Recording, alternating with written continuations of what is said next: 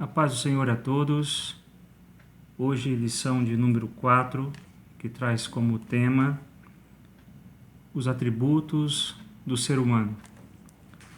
O texto áureo encontra-se Salmos 32:9, que diz assim: Não sejais como o cavalo, nem como a mula, que não tem entendimento, cuja boca precisa de cabresto e freio, para que se não atirem a ti. A verdade prática expõe o seguinte: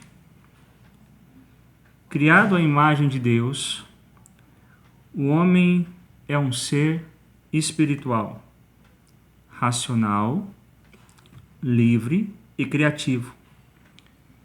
E sua missão primordial é glorificar o Criador e mantenedor de todas as coisas.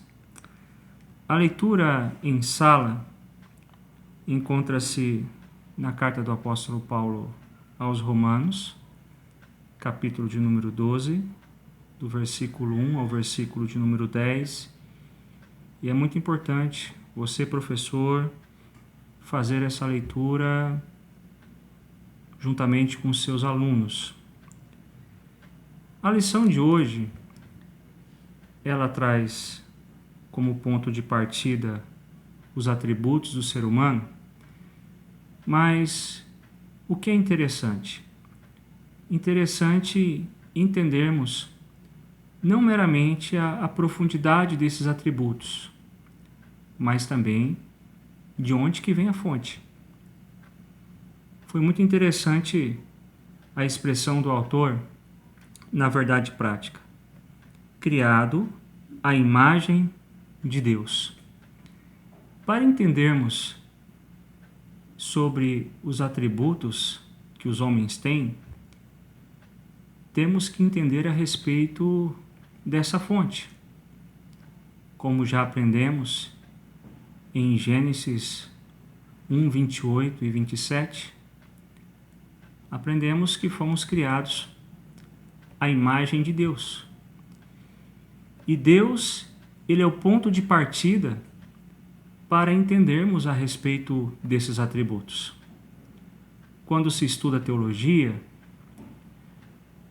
vamos entender na pessoa de Deus que existem duas categorias de atributos na pessoa de Deus.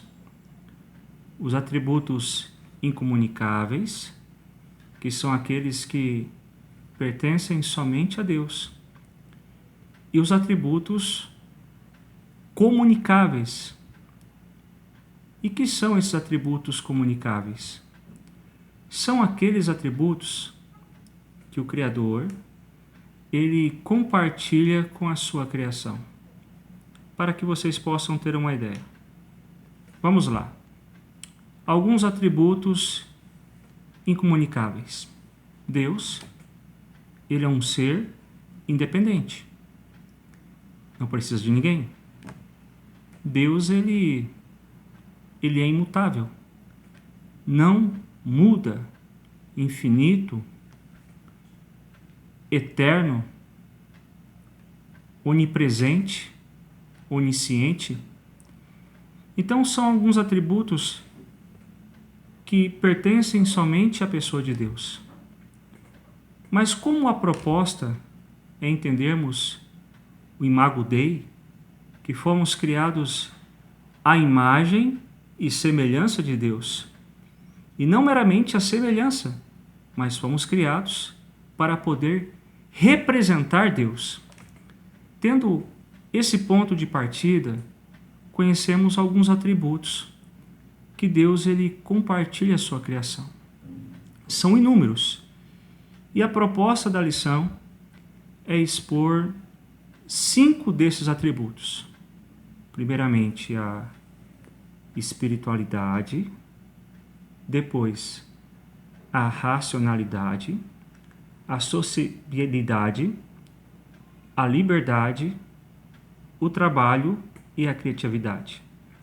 Então são atributos que Deus ele compartilha com a sua criação.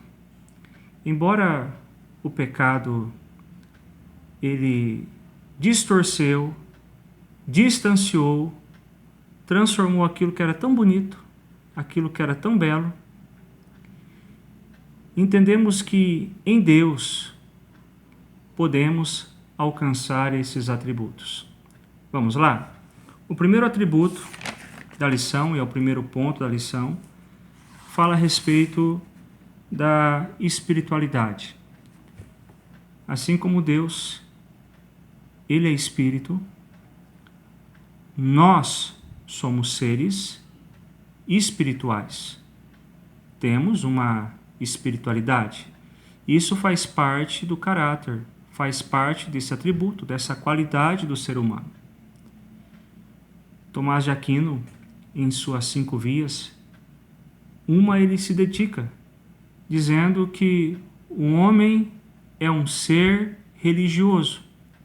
E foi aquilo que aprendemos na aula anterior. Todos nós temos uma carência de Deus.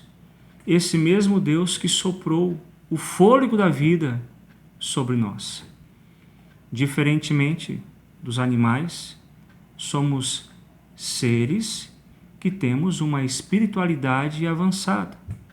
Oramos, cantamos, louvamos a Deus, lemos a palavra de Deus.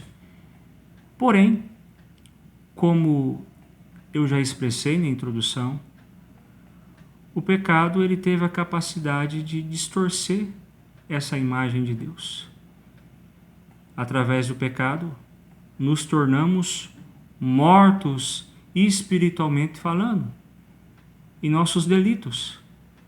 Porém, a graça nos alcançou. Aquele que morreu para os nossos pecados foi o mesmo que ressuscitou para a nossa justificação. E através da morte redentora de Cristo, hoje podemos ter vida, podemos ter uma espiritualidade, podemos ter esse elo, ligar-se ao sagrado, que é uma carência de todo homem. Além da espiritualidade, um outro atributo de Deus para o homem que ele compartilha é o segundo tópico da lição. É a racionalidade. Deus, ele é um ser racional. E a prova disso é a própria criação. Deus criou através da sua palavra. E quando se fala de fé, temos que entender algo muito profundo e muito verdadeiro.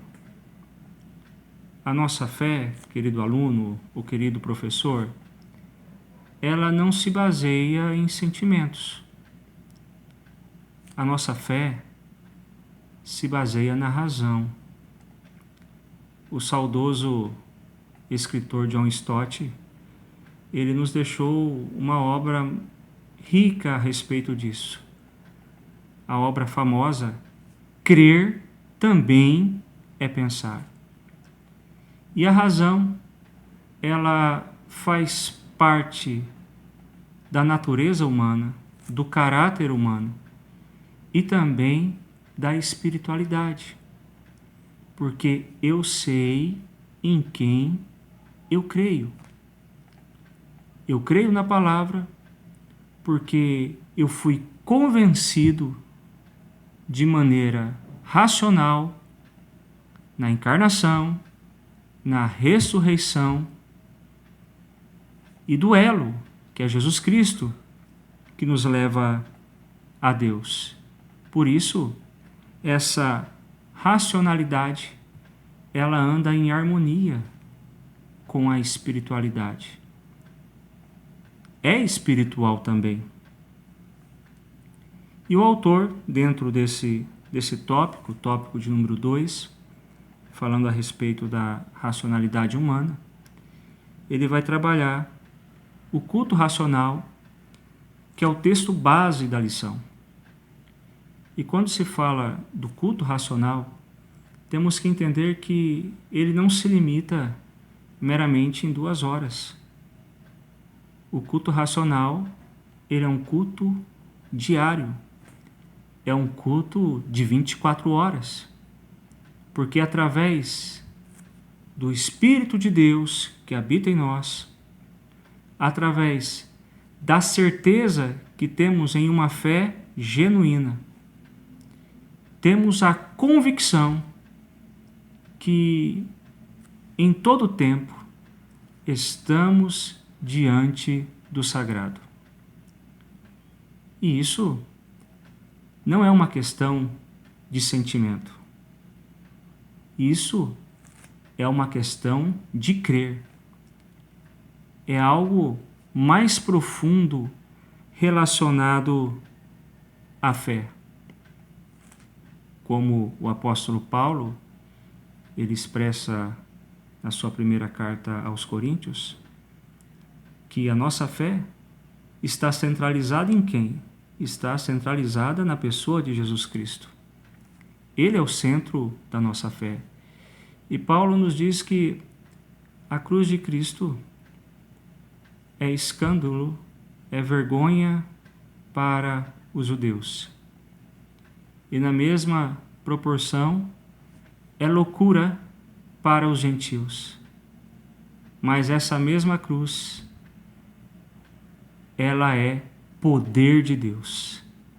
Ela é sabedoria de Deus para aqueles que foram alcançados por essa graça e tiveram a sua consciência transformada, uma mentalidade mudada por esse evangelho que é racional também.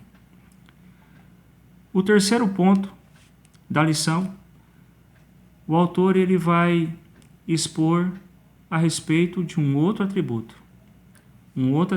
que Deus ele compartilha. Vamos lá? É a sociabilidade. Quando se fala da sociabilidade, podemos alcançar Deus na questão de algo permanente no caráter de Deus. Deus, ele não é um ser impessoal. Deus, ele é um ser pessoal. E a prova disso é a própria encarnação, como eu já expressei há poucos minutos. Deus é um Deus que se relaciona. E a tua criação, a coroa da tua criação, o homem, vendo Deus, o homem só, ele arruma uma ajudadora, alguém igual a ele, para colocar ao lado.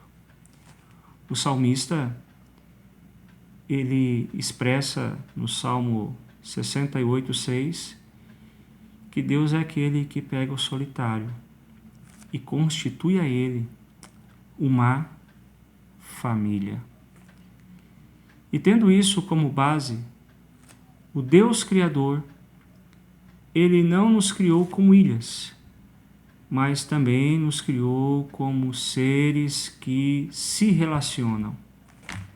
Embora o pecado nos tirou a nossa comunhão com Deus, nos tirou a comunhão com o próximo, nos tirou a comunhão com nós mesmos, mostrando uma espiritualidade morta.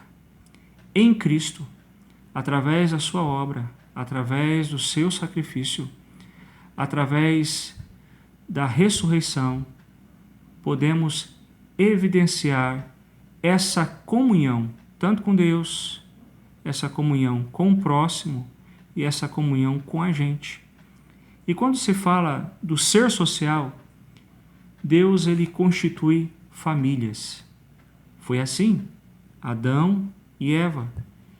E a família faz parte da história. A família, ela tem a sua relevância no desenvolvimento da humanidade. E o homem, ele não foi criado para ser um ser solitário. E tendo isso como ideia, Deus não meramente cria seres que se relacionam, seja com Ele, seja com a família.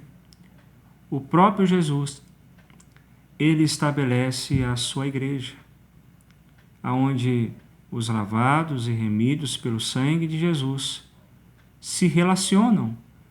O apóstolo Paulo, quando escreve aos Coríntios, ele trabalha a igreja de Jesus como um corpo, como membros, e todos têm a sua importância dentro da comunidade da fé. Por isso, somos seres que nos relacionamos. Já tivemos a oportunidade de ver que Deus, Ele compartilhou com a gente a alegria da espiritualidade. Diferentemente dos animais, somos seres espirituais no sentido que essa espiritualidade nos leva a Deus através de Jesus Cristo.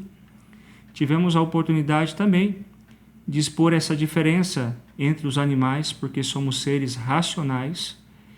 E só lembrando que quando somos seres racionais, nunca vamos ver, por mais que os animais podem fazer coisas interessantes, nunca vamos ver animais debatendo a respeito de teologia. Isso faz parte da natureza humana. Tivemos a oportunidade de ver que não somos seres isolados. Deus nos fez para viver em comunidade, seja no relacionamento com Deus, seja no relacionamento familiar, seja no relacionamento familiar. E o quarto tópico vai falar a respeito da liberdade. Um outro atributo que Deus ele compartilha. Em Atos dos Apóstolos, ou melhor, no Evangelho segundo escreveu São João, no capítulo de número 3, Jesus conversando com Nicodemos, ele fala que o vento sopra onde ele quer, mostrando que o Espírito Santo, que é Deus, é um ser livre. E assim como Deus é livre, nós, criaturas de Deus, somos livres. Deus nos deu a possibilidade de escolha. Vocês lembram que no primeiro capítulo eu comentei a respeito das 5 vias de Tomás de Aquino. E lá ele expressa que nós somos um ser religioso. Um outro ponto das suas 5 vias é que o ser humano ele é um ser moral. Todos nós nascemos com essa capacidade de escolher o certo e o errado a partir do desenvolvimento humano. E quando se fala da liberdade, encontramos a perfeita liberdade, não em nossas escolhas, mas na pessoa de Jesus Cristo. Em Cristo somos livres totalmente. E essa liberdade em Cristo nos leva a evidenciar o mais alto da soberania de Deus. Quando se fala de liberdade e soberania, não são duas coisas que se afrontam. Embora, ao mesmo tempo, Deus nos dá, como criaturas, a liberdade de escolher, Ele continua sendo soberano. Nada foge do controle de Deus. Nada foge do poder de Deus. E a lição, ela finaliza com o tópico de número 5, falando a respeito da criatividade humana e o trabalho. E olha só que interessante. Deus é aquele que compartilha ao homem a alegria do trabalho. E a prova disso, a referência disso, encontramos no próprio Deus. Gênesis inicia-se falando a respeito de um Deus que trabalha, um Deus que cria. E no 7º dia, ele descansou. Lógico que Deus ele não descansa porque estava cansado,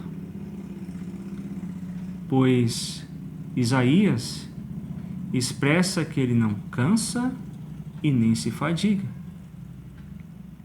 Deus descansou mediante a obra da sua criação. Ele olhou e viu que tudo era perfeito. Foi criado com a criatividade divina e não precisava fazer mais nada. O trabalho, ele é digno. O trabalho, ele é honroso. E o autor, ele coloca aqui aquele famoso jargão que muitos expressam a respeito do trabalho, pensando que o trabalho é a consequência da queda, dizendo, olha, por que Adão foi fazer aquilo? Pelo contrário, antes da queda, o homem trabalhava. A única diferença é que o homem trabalhava na perspectiva divina. O homem trabalhava naquilo que era belo. E essa mesma perspectiva divina do trabalho é aquele que nos capacita a sermos criativos como homens. O apóstolo Paulo,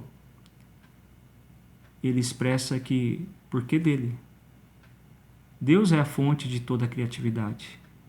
Se o homem tem esse atributo, Deus é a fonte inicial. E por ele, Deus ele capacita o homem em todo o tempo, no decorrer da história. Tantas descobertas.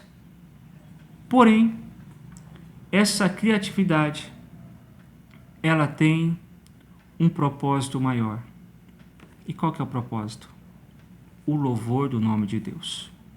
Porque dele e por ele e para ele são todas as coisas. São atributos que só fazem parte da nossa natureza, porque o divino, ao nos criar a sua imagem e semelhança, compartilhou, se comunicou, nos tornando seres espirituais, que temos sede de Deus, dependemos de Deus, nos tornando seres racionais mediante a nossa fé. Porque a minha fé não é uma fé cega. A minha fé tem fundamentos.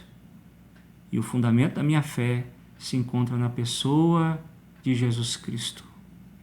Eu creio em Jesus, não porque colocaram goela abaixo. Eu creio em Jesus por convicção. É um fator racional. Somos seres que nos relacionamos e isso faz parte daquilo que Deus nos compartilha.